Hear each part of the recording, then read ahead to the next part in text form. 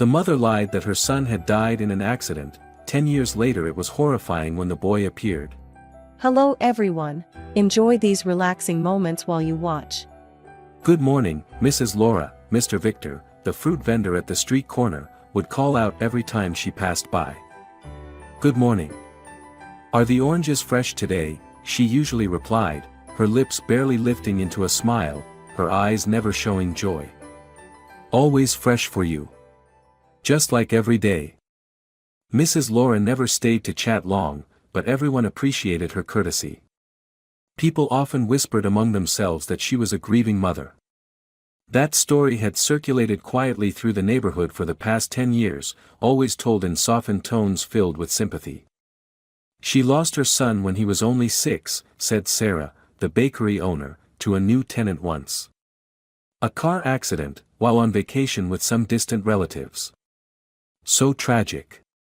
Mrs. Laura's house was small but obsessively tidy and clean.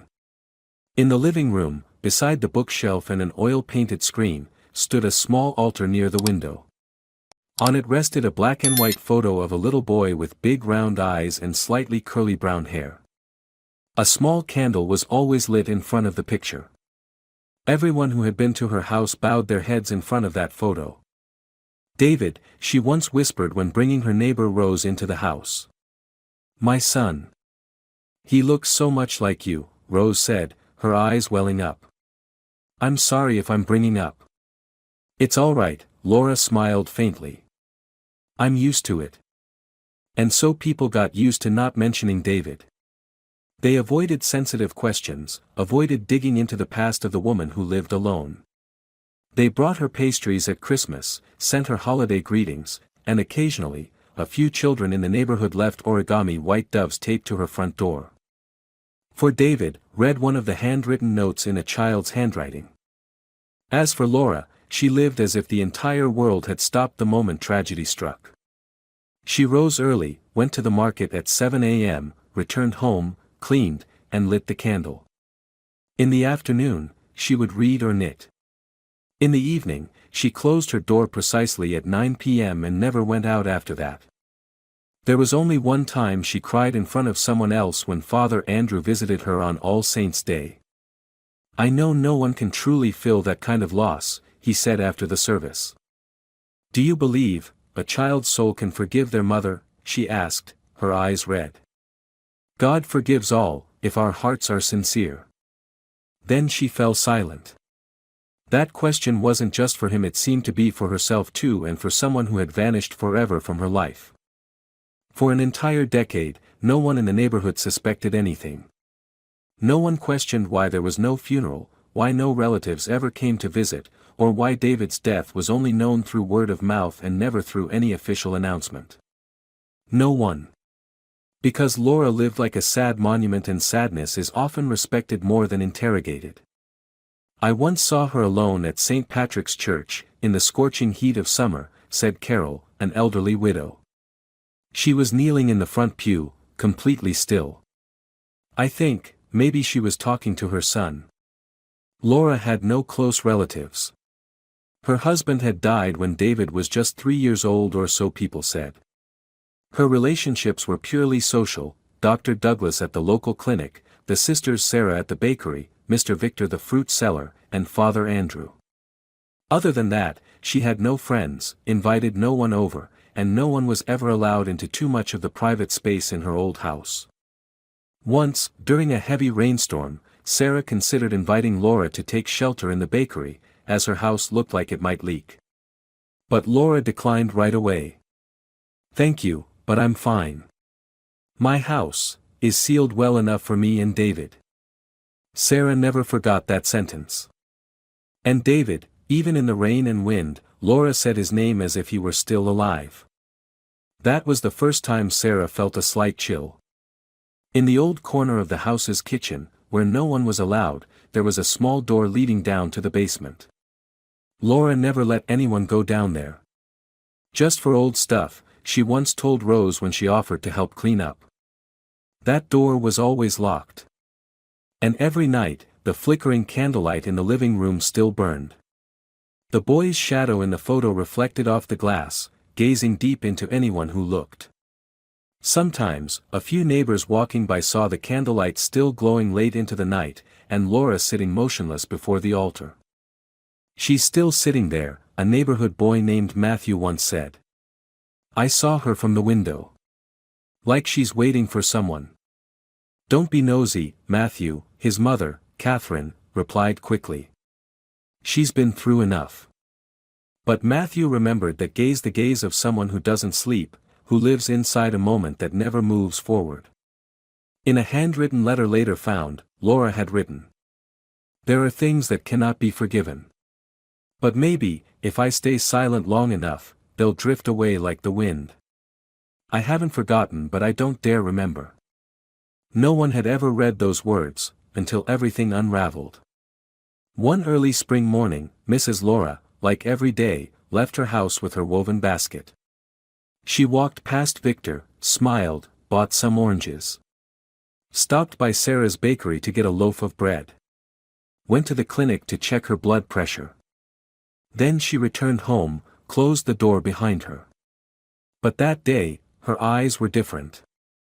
Something had touched Laura as if a breeze from the past had slipped through a crack in her memory. That same Monday afternoon in Columbus, about 2 hours from Springfield, the Pinewood Community Center received a teenage boy brought in by police from the train station. He had been found curled up on bench 8, hugging a tattered backpack, his head resting on his knees like the whole world had abandoned him. "What's your name, son?" a social worker asked after the officers left. He looked up, suspicion flashing briefly in his eyes. His voice was hoarse from hours of silence. "Daniel. Daniel Gordon." Another worker, Betty, who handled intake records, took him to a warm room, gave him water, and asked if he needed a doctor. Daniel simply shook his head. When handed a pen and paper to write down any family contact information, he hesitated for a moment, then slowly wrote each word with neat but stiff letters. "My mother's name is Laura Gordon. Lives in Springfield." Betty frowned. "Springfield?" He nodded. "Do you have a phone number or address?" "I don't remember, but her house has my picture on the table." Betty turned to her co-worker and whispered, "Gordon in Springfield, that name sounds really familiar." That night, after Daniel had been placed in a private room in the section for unaccompanied minors, Betty still couldn't shake his words. She opened her laptop and searched through archived reports on the center's internal news system. David Gordon, 6 years old, died in a car accident in the Sierra Nevada region. Mother, Laura Gordon, no public death certificate available. The only article was a tiny blurb in a local Springfield news site, published 10 years ago. No photos of the scene. No details. Just one brief line, nearly forgotten. "Something's not right," Betty whispered. "Why is there no death certificate? No records?" The next morning, she went to Stephen's office, the head of administration at the center. "Can you help me pull up civil records for a name?" "Whose?" "David Gordon, born 20XX, died 20XY, in Springfield." Stephen typed for a moment, glancing at his screen. A minute later, he looked up. "There's no death certificate under that name. In fact, there's no record of any death for a David Gordon in the last 10 years. So the accident never happened?" Betty stepped back, her mouth slightly agape. Stephen furrowed his brow. "If it did, no one reported it to the government. And if the boy is still alive, then he's Daniel." An emergency meeting was held that same afternoon. The head of foster care, the police officer overseeing the train station, and a lawyer from the Department of Justice were all called in. "We can verify through DNA," the officer suggested. "But first, we need to check residency records and match the address with Laura Gordon's registration." Betty nodded. "I'll contact the civil office in Springfield. If needed, I'll go there myself." In Springfield, on Wednesday morning, Mrs. Laura was wiping down the small table by the window when the doorbell rang. She opened it to find a woman standing there, hair neatly tied, holding a folder. "Good morning," I'm Betty Clark, a social worker from Columbus. Laura narrowed her eyes slightly, cautious. What is this about? We've just taken in a teenage boy named Daniel Gordon. He listed you, Laura Gordon, as his mother. Laura's hand froze in midair, still holding the cloth. Her lips pressed into a line. I have no son named Daniel. He said that 10 years ago, you left him at a house near Sierra Nevada. He says his real name is David Gordon. Laura fell silent. Her eyes drifted to the empty space behind Betty as if a ghost had returned. But only a second later, she tightened her lips and lifted her chin. I'm afraid you're mistaken. My son passed away. I'm sorry, Mrs. Laura, but there's no death certificate for David Gordon in the civil records. We need you to come with us for DNA verification. Laura said nothing. She took a small step back, then slowly closed the door. No yelling, no anger, just the soft click of the lock sliding into place. Betty stood still for a moment, then stepped back. She took out her phone and called the office. She's not cooperating. But her reaction doesn't look like someone innocent. That evening, at Pinewood Shelter, Daniel was eating vegetable soup with 2 other kids when someone called him outside. Betty was waiting, holding a file folder. Daniel, are you ready to take a DNA test? He nodded without hesitation. As long as I know the truth. Are you sure your mother's name is Laura Gordon? I remember. Before she left, I even asked her, are you coming back for me? She bent down, kissed my forehead, and said, be good. I'll be back soon. Daniel looked up at Betty. But she never came back. The DNA test results came in 5 days later. Daniel Gordon, 99.9% match with Laura Gordon, biological mother. Springfield police immediately launched an investigation. Mrs. Laura was summoned to the station to cooperate. Faced with undeniable evidence, she sat in silence, her eyes vacant. The police asked, do you deny that Daniel is your son? Laura didn't respond. Another officer, Lieutenant Michael Rogers, rephrased the question. 10 years ago, did you travel to the Sierra Nevada region? I don't remember. Did you ever know someone named Edward Dixon? Laura trembled slightly. You don't need to answer that. We'll verify all connections.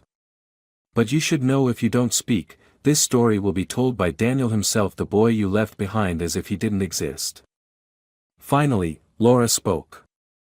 Her voice barely a whisper, I had no other choice. What do you mean? I'll explain later. Daniel sat on a plain wooden chair in the counseling room, his eyes fixed on the old patterned tiles on the floor. Across from him was Robert Nelson, a gentle-faced psychologist working with Pinewood Shelter. His voice was slow and calm. Daniel, can you start from the beginning? From the last time you were with your mother. Daniel didn't answer right away. He gently ran his fingers over the calloused spot on his left palm. Then, as if unlocking an old, splintered door in his mind, he began. It was a Friday. My mom said, we're going on vacation for a week, just the 2 of us, like the old days. I was really happy. I even brought my teddy bear, his name was Teddy. Robert smiled encouragingly. You remember his name? Yes. I left him in the back seat of the car. Mom drove for 5 hours, to a place full of fields, where there was a small yellow house. There was a man there. His name was Edward. Had you ever met him before? Daniel shook his head. No. But Mom said he was an old friend, and he'd look after me for a few days because she had to go back to Springfield to get some documents. I believed her. He swallowed hard, his voice dropping. I waited for her the first 3 days. I sat on the porch, always watching the dirt road. But she never came back. At first, was Edward kind? Robert asked gently. Daniel nodded. He told me to call him Uncle. He gave me toast with condensed milk. But on the fourth day, when I asked, "Where's my mom?" he changed. Robert opened his notebook and started jotting things down. How did he change? I was hit, for asking. Daniel lowered his head, lips trembling. He shoved me into the kitchen and yelled, "That woman doesn't want you anymore. Around here, you work to live. If not, get out." Robert furrowed his brow. What kind of work? I had to water the garden, pull weeds, sweep the yard, clean the chicken coop. Wake up at 5 a.m. If I was slow, he kicked me. Some days, I didn't get to eat. He paused, swallowing the lump in his throat. One time, I had a fever and could barely move. He dragged me up and slapped me, "Even sick, you get up. You're not human here. Did you get to go to school?" Daniel shook his head firmly. No. No books, no TV, nobody came to the house. Once a month, just one man came to exchange vegetables for money. Edward called him Simon. Robert wrote down the name. Were you allowed to make phone calls?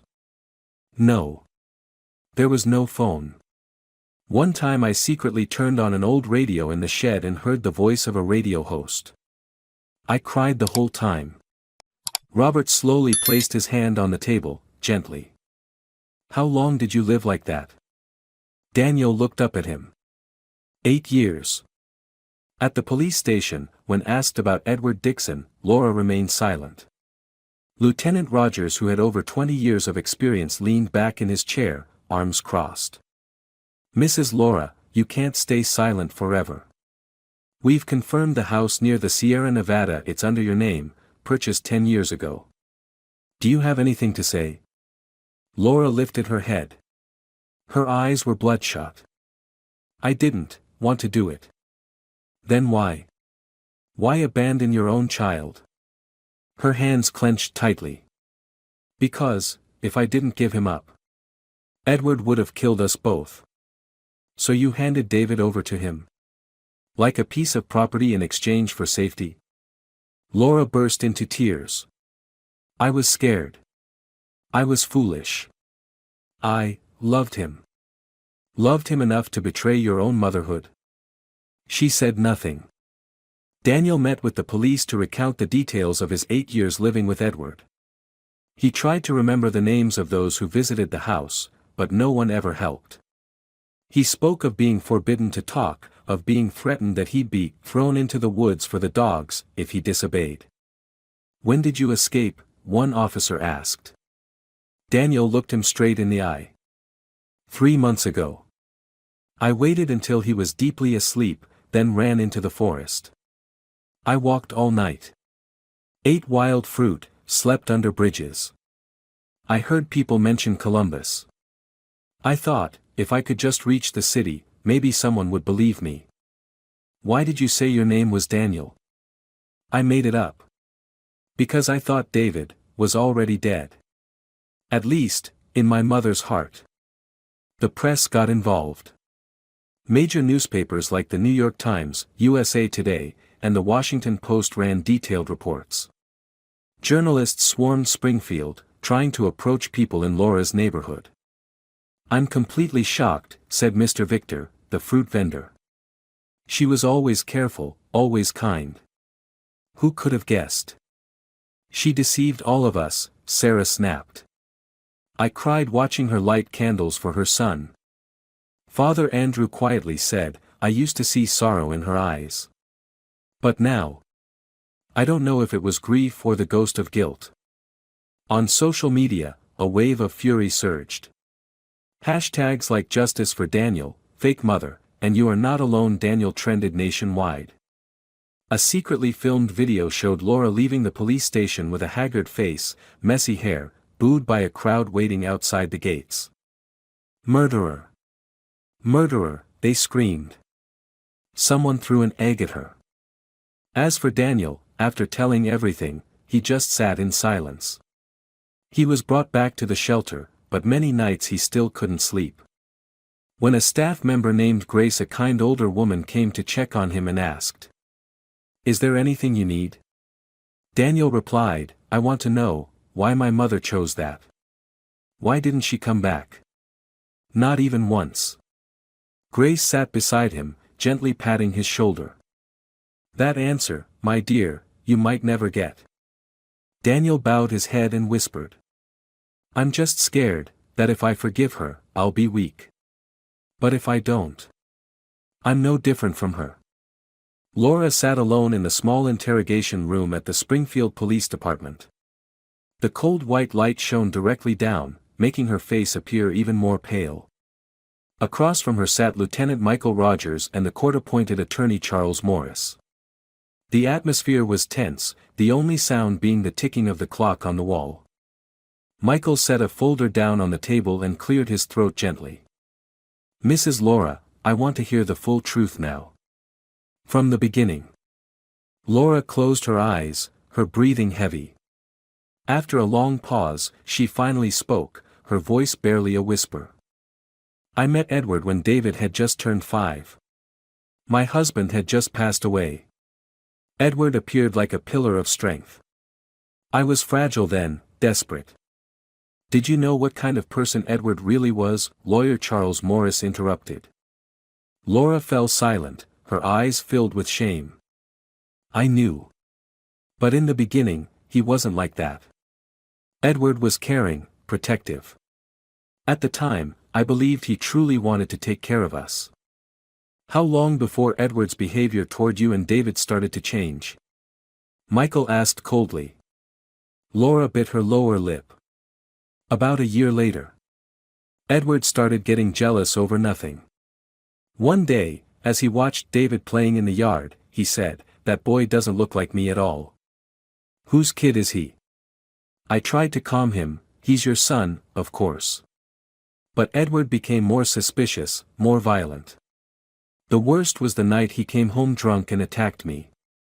Michael quickly scribbled in his notebook. Did you report this to the police? Laura shook her head slowly, her voice bitter. I didn't dare.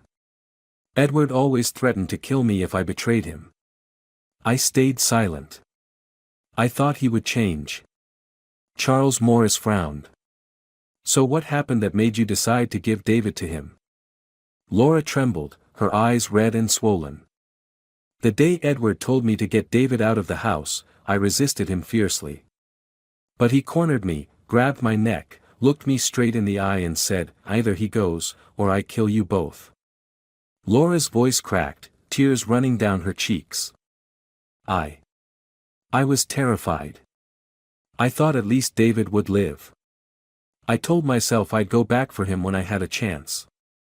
But time passed, and I got stuck in my own fear. Michael's voice deepened. And you fabricated the car accident story so people would believe David was dead? Laura nodded, avoiding Michael's eyes. I couldn't think of another way. No one questions a dead child. I created that story to protect myself, so no one would ask. Charles Morris cut in, you protected yourself, but left your son with a dangerous man. Do you even know how David lived all those years? Laura looked down at the table, her hands trembling. A single tear slid down her cheek. I didn't dare to imagine. Michael stared at her coldly, his voice sharp. Then let me tell you. David was abused by Edward, forced to work all day, every day.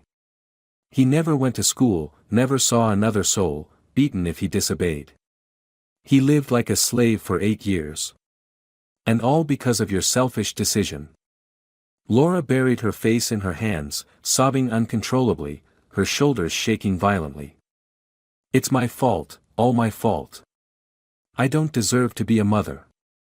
Charles looked at her sternly. Admitting guilt now is too late, Mrs. Laura. That boy lost 8 years of his childhood. Nothing can ever give that back. Laura looked up, her face filled with torment. What should I do now? Michael replied coldly. Answer all our questions truthfully. You were fully aware Edward was dangerous, but you still handed your son over to him, correct? Laura nodded weakly. Yes, that's true. Charles Morris pressed further. Did you ever try to contact or rescue David in the past 8 years? Laura was silent for a long while, then answered in a voice as soft as a sigh. No. I never did.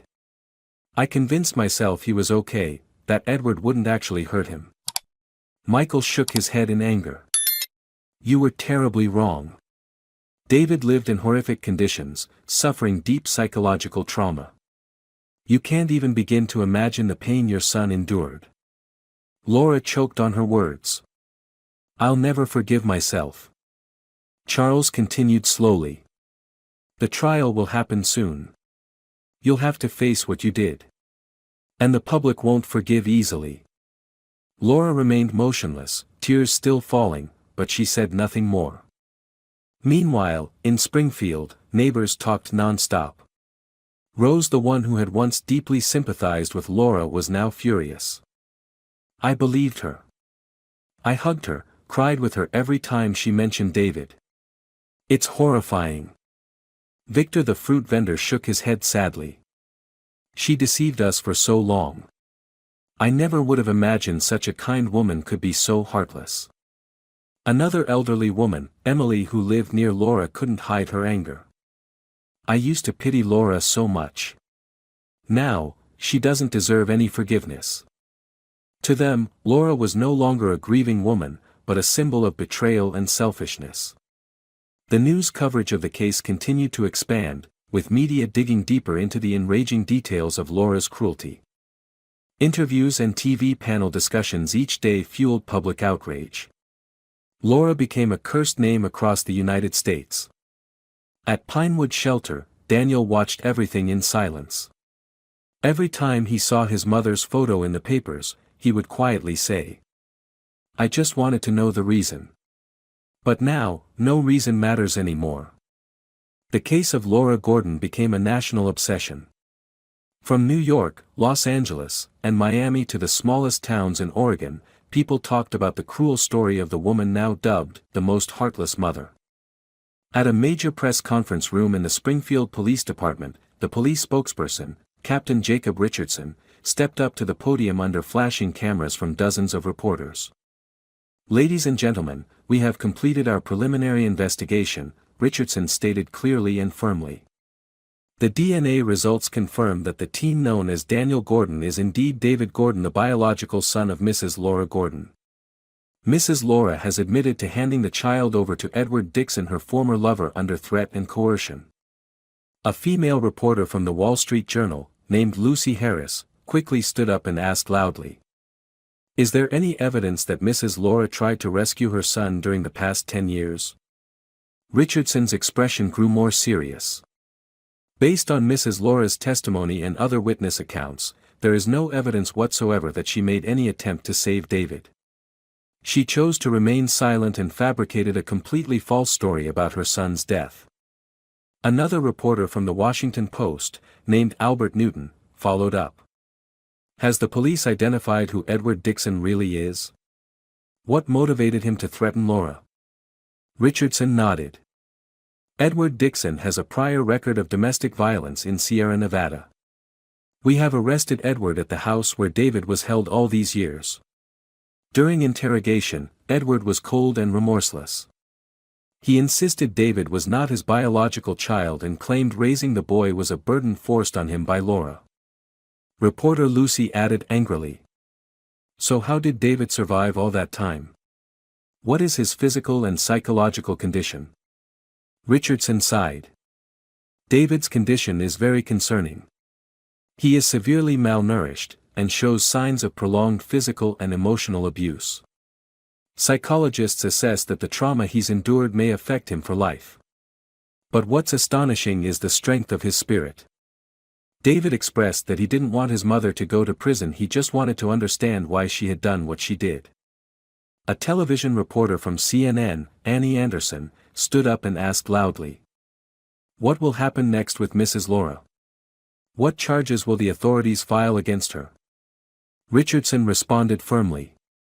Laura Gordon will be charged with child abandonment, falsifying official records, and making false statements to the authorities. She is currently under house arrest, awaiting formal trial. Following the press conference, public outrage erupted. Across social media, furious comments appeared everywhere. A user named Marcus Gibson posted, "She's a monster wearing the mask of a mother. David deserves a real family who truly loves him. Justice must be fully served. Justice for David." Another account named Sophia Collins shared, "I can't believe the cruelty of Laura. To be a mother and abandon your own child. There is no justification for that kind of evil. Cruel mother." In a national interview aired on ABC News, renowned psychologist Dr. Elizabeth Rice provided her analysis. "I've witnessed many cases of child abandonment, but Laura Gordon's case is particularly shocking due to the prolonged emotional detachment over 10 years. This mother fully understood the consequences, yet chose silence to protect herself from public judgment." In Springfield, neighbors who once cared for Laura could no longer hide their disappointment and anger. Mrs. Catherine, mother of young Matthew who lived next door to Laura, told reporters, "We trusted her, helped her whenever we could. Now, all I feel is disgust when I think about the lies she fed us." Bakery owner Sarah added, "I used to feel deep compassion for Laura. I comforted her whenever she talked about David. But now, she's the most heartless liar I've ever known." During a special prayer service at St. Patrick's Church, Father Andrew looked at his congregation and spoke with a choked voice. "I pray for David, the innocent boy who suffered far too long. But I also pray for Laura that she may come to truly understand the gravity of her actions, though I know, it may be far too late." After the service, an elderly parishioner named Martha Fleming confided in the priest, "Father, I don't know if I can pray for her anymore. I used to feel so sorry for Laura, but now, I just can't forgive." Father Andrew replied thoughtfully, "We don't pray to excuse the sins of others. We pray to find peace within ourselves." Meanwhile, at Pinewood Shelter, Daniel sat quietly by the window, watching the other children playing outside. Beside him was Betty, the social worker who had been by his side through it all. "How are you feeling, Daniel?" Betty asked gently. Daniel looked off into the distance, his voice small but clear. "I don't hate my mom, but I don't understand her. I just want to ask her one question: why didn't you ever come back?" Betty softly placed her hand on his shoulder with care. "You deserve to know the truth.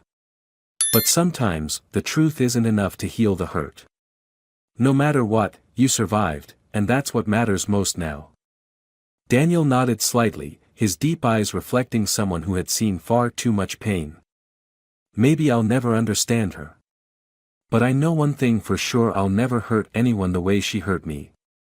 Pinewood Shelter, nestled behind tall pine trees on the outskirts of Columbus, had now become the center of national attention. All because of Daniel Gordon, the boy who once was David, who survived 10 years of hell. In her office, psychologist Dr. Lydia Smith worked late as always. That evening, Daniel sat across from her, his eyes still lowered to the table. The warm yellow light in the room did little to soften the sadness in his face. "Daniel, can you tell me how you're feeling right now?" Lydia asked softly to begin. Daniel looked up, his eyes filled with sorrow. "I don't know how to explain it. I think it's all because I wasn't good enough. I think, maybe Mom left me because I wasn't a good kid. Not worthy of her love." Lydia gently shook her head and placed her hand on the table. "Daniel, I want you to hear me clearly. It was never your fault. Never." The boy clenched his fists, his voice trembling. "But she didn't come back, not even once." Lydia looked deeply into his eyes, patient and kind. "Your mother was the one with the problem. She made a terrible mistake.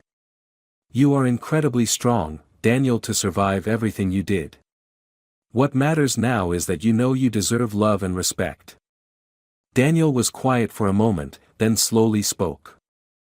"For years, I thought, if I worked really hard, if I behaved well, maybe Edward would like me a little more. But it was never enough. No matter what I did, he still hit me, still yelled at me.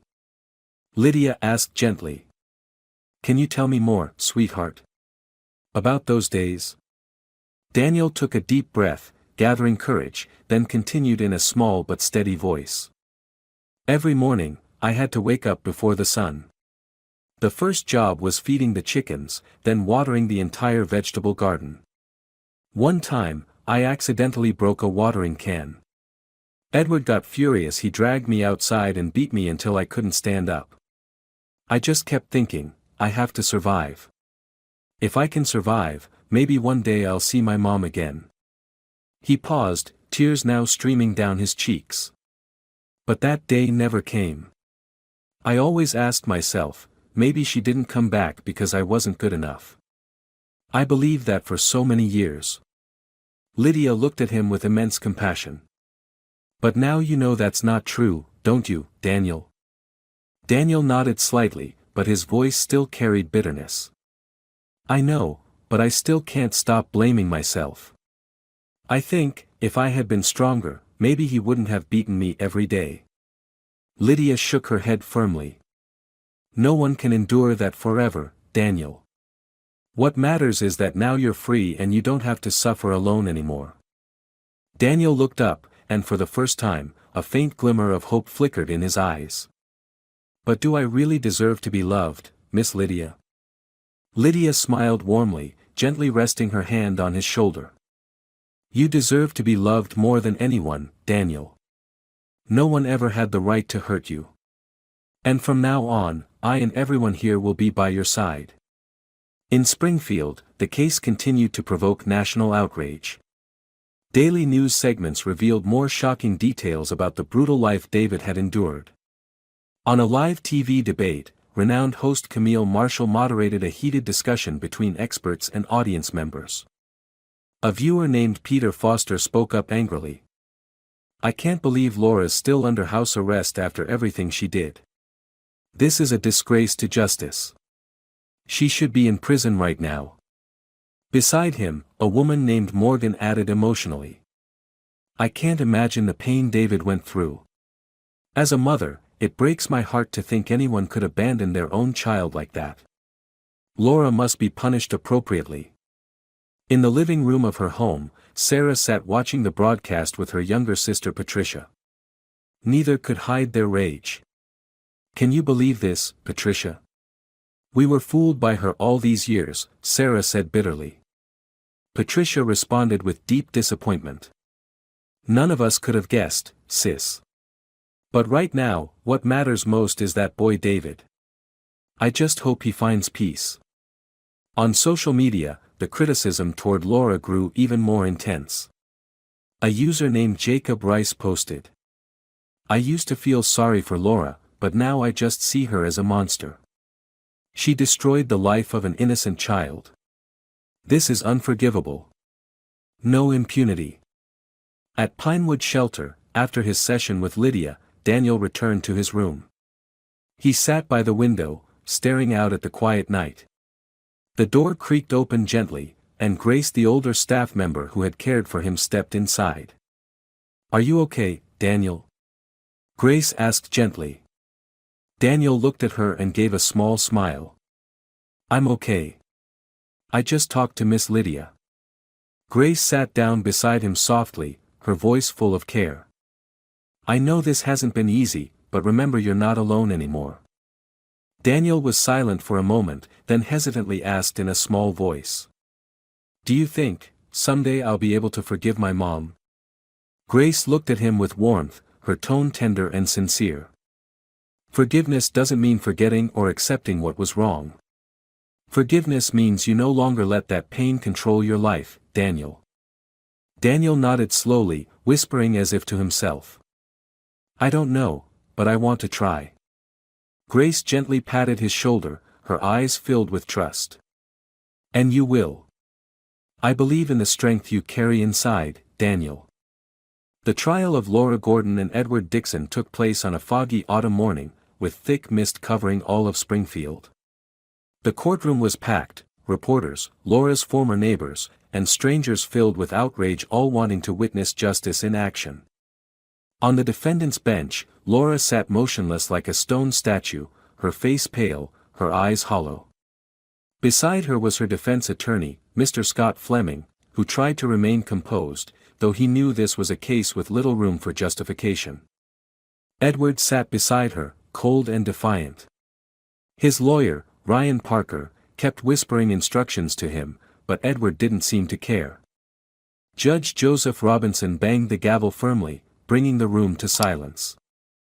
The Springfield Court is now in session for the criminal case, the indictment of Mrs. Laura Gordon for child abandonment, falsifying the death of her son, and Mr. Edward Dixon for unlawful imprisonment, abuse, and exploitation of a minor. Prosecutor Emma Lewis stood, staring straight at Laura and Edward, her voice firm. Your Honor, the defendant Laura Gordon fabricated a tragic story to hide an inhumane crime. She abandoned her biological son, David Gordon, at just 6 years old, handing him over to her ex-lover, Edward Dixon, a man with a violent and dangerous past. Emma held up a thick stack of papers. These are the documented proofs of the years David spent in hell under Edward Dixon's control. Malnutrition, physical and emotional abuse lasting over 8 years. The courtroom filled with angry murmurs. Judge Robinson had to strike the gavel to demand order. The prosecutor continued. The defendant Edward Dixon has shown no remorse. During his interrogation, he said only one sentence, "That boy is not mine." This is clear evidence of cruelty and inhumanity. Judge Robinson turned coldly to Edward. Mr. Edward Dixon, do you have anything to say before the court? Edward raised his head, his eyes like ice. I'm not the boy's father. I never agreed to raise him. He was a burden Laura forced on me. A wave of outrage surged through the courtroom. People shouted angrily. Monster!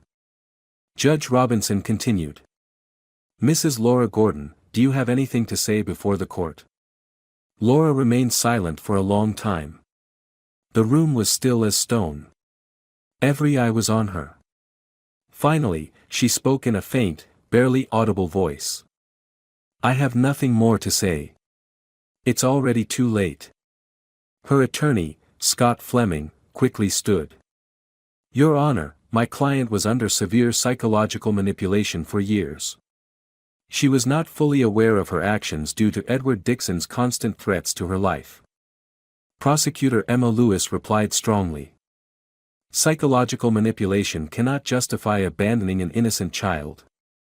Laura Gordon chose silence for 10 years, despite knowing her son was suffering unimaginable pain. Fleming attempted to reason. We are all outraged, Your Honor. But we must also remember Laura was another victim of Edward's abuse. A new witness was called to the stand, Dr. Lydia Smith, the psychologist who had been treating Daniel. Dr. Smith, how would you assess Daniel's current psychological condition? The prosecutor asked. Dr. Smith responded clearly. Daniel carries deep psychological scars.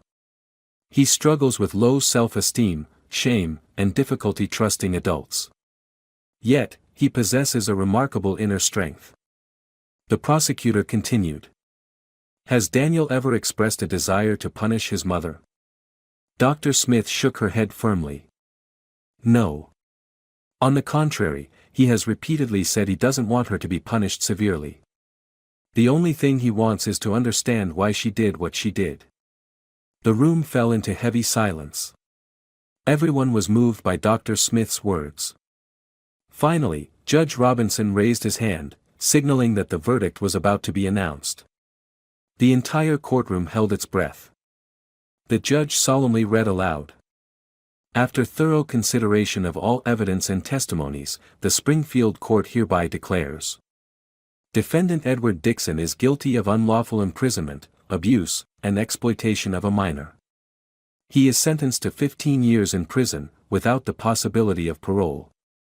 Defendant Laura Gordon is guilty of child abandonment, falsifying official documents, and submitting false statements to authorities. However, considering the extended psychological abuse she suffered, the court sentences her to 6 years of probation, under strict supervision, and mandatory psychological treatment. The courtroom erupted in outrage. Many people shouted. This isn't justice. She deserves prison. An elderly woman, Emily, stood up and cried out furiously. She doesn't deserve forgiveness. David deserves more than this. Laura remained still, eyes downcast. She showed no reaction to the chaos unfolding around her. As she left the courthouse, her attorney Scott Fleming walked beside her and whispered. I'm sorry, Mrs. Laura. I did everything I could. Laura replied in a hollow voice. I know. But I've already lost everything. Back at Pinewood Shelter, Daniel watched the trial coverage on TV with Grace and Betty. He saw his mother exiting the courthouse, looking broken, but he didn't say a word. Betty asked softly. Are you okay, Daniel? Daniel was quiet for a long while, then answered softly but firmly. I'll be okay. I've been used to not having a mom for a long time. Grace gently patted his shoulder with affection. You're not alone anymore, Daniel. You'll never have to go through this alone again. Daniel looked at her with eyes that were pure but filled with deep sorrow. I know. And I believe that someday. I won't feel the pain anymore. Someday. After the trial, Daniel returned to Pinewood Shelter. The small room where he had lived these past months now felt a little warmer, perhaps because, for the first time in his life, he knew he wasn't abandoned anymore. But every night, when the bedside lamp went off, Daniel still found himself trapped in old nightmares. Edward's yelling, the cold stare of his mother in court. One quiet Sunday afternoon, there was a soft knock at the door. Come in, Daniel replied gently. The door opened, and a woman around 38 stepped into the room. She wore a pale blue sweater, her hair neatly tied back, holding a book in her hands. Her smile was calm and warm. Hello Daniel, I'm Alicia Martin. I'm your new social worker, the woman said kindly. Daniel looked up at her, his eyes cautious. Where's Miss Grace? Miss Grace moved back to Miami to take care of her elderly mother. I'll be looking after you now, Alicia Martin replied softly, sitting down on the chair next to his desk. I know you're used to having Miss Grace, and I understand that change is never easy. But I'll be here whenever you need anything. Daniel still wasn't used to such genuine kindness. He looked at her for a long moment before finally speaking. Have you read my file? Alicia Martin nodded, her voice steady. I've read it very carefully. And I want you to know something, Daniel. From today on, you won't have to face anything alone ever again. I'll always be by your side. A strange but very comforting feeling spread through Daniel's chest. He slowly began to relax. What's the book you're holding? Daniel asked, curious. Alicia Martin set the book down on the desk and smiled gently. This was the first book I ever read when I was adopted at the age of 7, The Little Prince. It helped me understand that sometimes the most precious things are the ones we can't see with our eyes. Daniel quietly picked up the book, turning its pages slowly. He looked at Alicia, his gaze less guarded. Were you abandoned too? Alicia nodded softly, her eyes filled with sadness, but also strength. My mother left me at a convent when I was 4. For many years, I blamed myself just like you do now. I thought maybe I wasn't good enough, and that's why she left me. Daniel looked at Alicia with deep emotion in his small voice. Then, did you ever forgive your mom? Alicia looked into his eyes, answering with heartfelt honesty. Yes. But not because she deserved it. I forgave her because I deserved to live without carrying that pain for the rest of my life. Those words were like a beam of light piercing the walls around Daniel's wounded heart. He whispered. I want to be like that too. But I don't know how. Alicia gently reassured him. That's okay, Daniel. This is a long journey, but you'll never have to walk it alone again. In the days that followed, Alicia Martin visited Daniel every afternoon. She taught him how to write, read, and do basic math, even simple life skills like grocery shopping, cooking, and how to search for information on the internet. Every time Daniel made a mistake, Alicia Martin would simply encourage him gently. "It's all right, Daniel. We'll try again. You have the right to make mistakes, and the right to learn." One day, while Daniel was cooking, he accidentally spilled a bowl of hot soup. He froze in fear, staring at Alicia, bracing for an angry reaction. But Alicia simply took a cloth and cleaned it up, speaking gently. "It's just a little accident, Daniel. Are you hurt?" Daniel was stunned. For the first time, his eyes showed no fear. He whispered, "I thought you'd be mad, like Edward used to be." Alicia sat down beside him, looking into his eyes with sincerity. "Daniel, no one gets to hurt you anymore. You're safe now. You're allowed to make mistakes. You're allowed to be forgiven." Another afternoon, as the two sat on the small porch of Pinewood Shelter, Daniel suddenly asked, "Miss Alicia, do grown-ups ever forgive other grown-ups?" Alicia looked at him, thinking for a moment before replying. "Yes, they do. But sometimes the most important forgiveness isn't for others, it's for ourselves. Forgiveness is how we free ourselves from the past." Daniel gazed into the distance, then nodded slowly, as if something important had finally clicked. "I think I understand now." Alicia smiled softly and added, "One day, you'll realize that forgiveness doesn't mean accepting what someone did, it just means you no longer have to carry the pain forever." One weekend, Daniel sat writing in his journal. On the clean white page, he wrote slowly, "I used to think I was a bad kid, and that's why I was left behind. But since Miss Alicia came, I've realized I didn't do anything wrong. And most importantly, I'm not alone anymore." Daniel set his pen down and smiled for the first time in many years. Outside the window, the afternoon sun cast a soft, golden glow on his face, gentle and warm. That evening, Alicia and Daniel took a walk through the Pinewood Shelter grounds. Daniel walked beside her, then looked up at Alicia with trust and affection in his eyes. "Miss Alicia, can I call you, just, Miss Alicia?" Alicia turned to him, surprised and touched. She smiled the happiest smile she had ever given him since they met. "Of course you can, Daniel. And I'll always be here, your Miss Alicia." Daniel smiled, his eyes sparkling with a new kind of trust. "Thank you, Miss Alicia. Thank you for not leaving me." Alicia gently hugged him, her voice full of certainty. "And I never will. You deserve to be loved more than anyone." Winter had arrived, and the cold air of Springfield couldn't dim the profound changes in Daniel's life. He had learned so much in his time at Pinewood Shelter under Alicia's care. The skills he never had the chance to learn before were now becoming essential tools as he stepped toward a new life filled with hope. One morning, while Daniel was studying, a call came in from the shelter's administrative office. It was an announcement about a large weekend gathering, an event where orphans and their caregivers would come together. Daniel sat quietly, his hand brushing over the page of his book. Everyone at the center seemed excited about the special event, but for Daniel, it was more than just an activity. It was a chance to share his story, to open his heart. "I want to talk about my mom, but not for pity," Daniel told Alicia when she asked about the gathering. Alicia smiled gently, sitting beside him, speaking with care. "That's right, Daniel. Not for pity, but so you can set yourself free.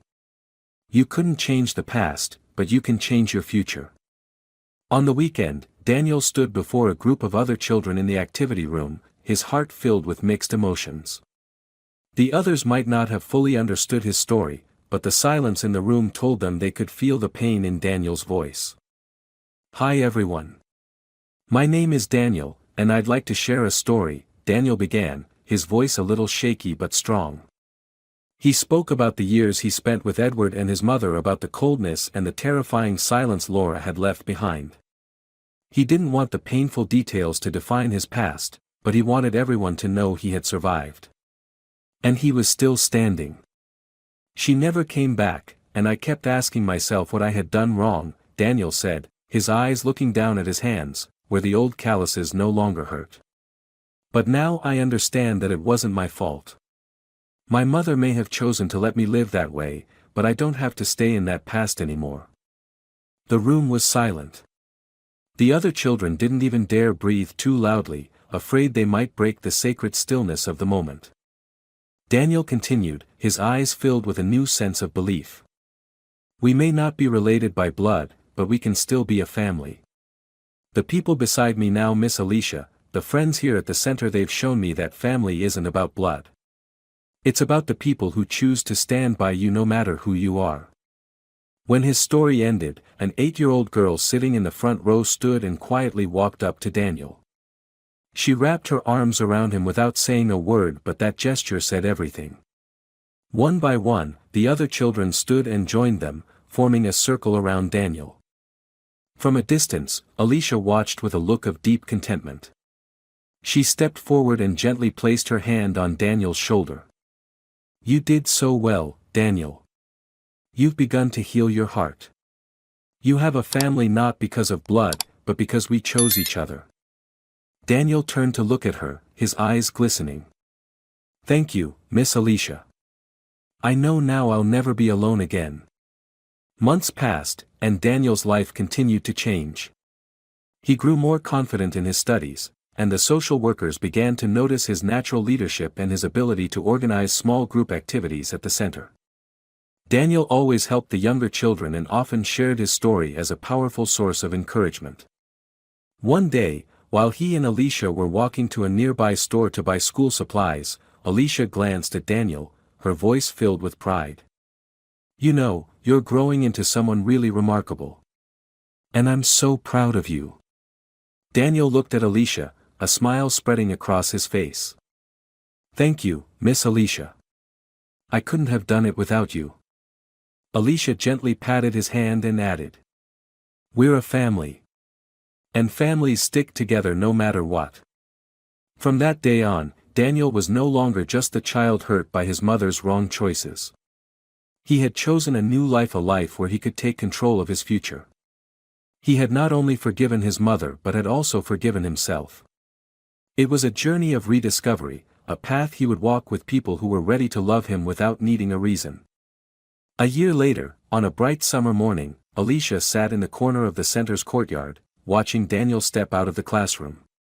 He wore a crisp new shirt, his hair neatly cut, and he stood tall like a young man ready for the world. He walked up to Alicia and raised his hand in a small wave. Miss Alicia, today I want to tell you something, Daniel said, his eyes shining with pride. What is it, sweetheart? Alicia asked, her smile as soft as the morning sun. I want you to know. I'm ready. I'm never going back to that past. I'm going to college, and I'm going to do what I want because I deserve to. Alicia pulled him into a hug, her voice trembling with emotion. You did it, Daniel. You really did it. Later that day, Daniel stood in front of the mirror in his room, looking at a new reflection. He was no longer the wounded child, no longer the boy who lived in shadows. In the mirror, he saw someone who had worth. This is right now. I have a family. Daniel's story is one of pain, but more than that, it's a powerful testament to healing and forgiveness. The most important lesson is that no one deserves to be abandoned, and family isn't defined by blood, it's defined by love and by those who stand by us in our darkest times. No matter how painful the past may be, we can shape the future by forgiving ourselves and choosing those who choose us. If you enjoyed this story, we invite you to give it a like and subscribe to our channel. Your support motivates us to keep bringing heartwarming stories almost every day. We are very grateful for your support. See you soon.